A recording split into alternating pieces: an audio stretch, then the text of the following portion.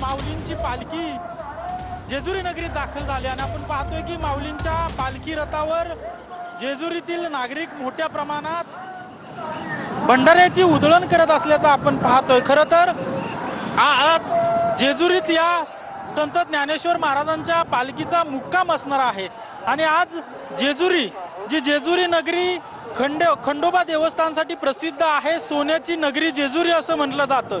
भंडाऱ्याने माखलेली या जेजुरीत आज संत ज्ञानेश्वर महाराजांची पालखी दाखल होते आणि शैव आणि वैष्णवांचा मेळा जो आहे तो आज जेजुरीत आपल्याला पाहायला मिळतोय।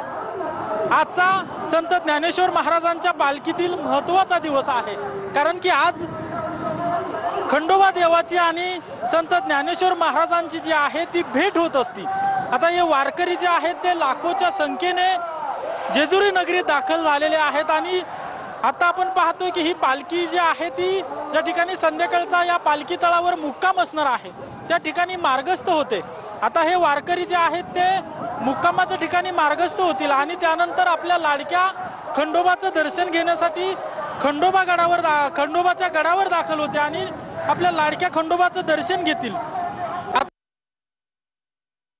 तर माऊलींची पालखी आता जेजुरीमध्ये दाखल झाली आहे। भंडाऱ्याची उधळण करत माऊलींच्या पालखी सोहळ्याचं या ठिकाणी स्वागत करण्यात आलेलं आहे।